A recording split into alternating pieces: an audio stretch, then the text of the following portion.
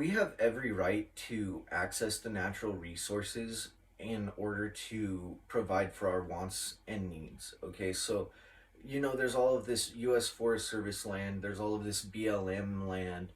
Um, there's plenty of natural resources that we could access in order to provide for our wants and needs.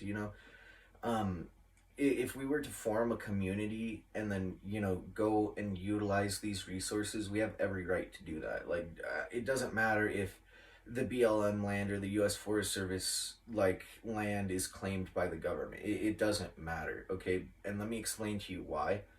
Them claiming like the government claiming more natural resources than they need in order to produce for their population, like the people being governed.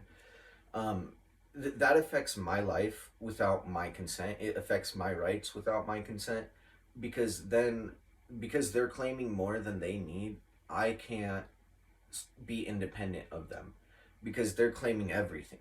They're not leaving me anything, because they're claiming everything, even though it's more than they need, and that's very wrong. And so that evidence is a design to reduce me into absolute depositism, because they're taking away my ability to access the natural resources that are abundant. Okay, and if that's not tyranny, if that's not like evidencing a design to reduce us into absolute depositism, I don't know what is. We have every right to be independent. Okay, like that's what independence is. Independence would mean all of us going out, accessing the natural resources nobody is using, and using those to provide, or excuse me, using those to produce a product that we could then trade for other things that our community needs.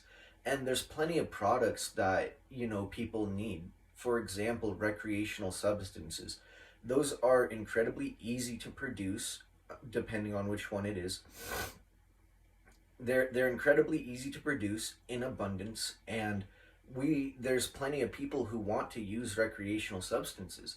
So by going out, accessing the natural resources that are there for us, we can produce these recreational substances and use that as a means to trade and get the other things we aren't capable of producing on our own.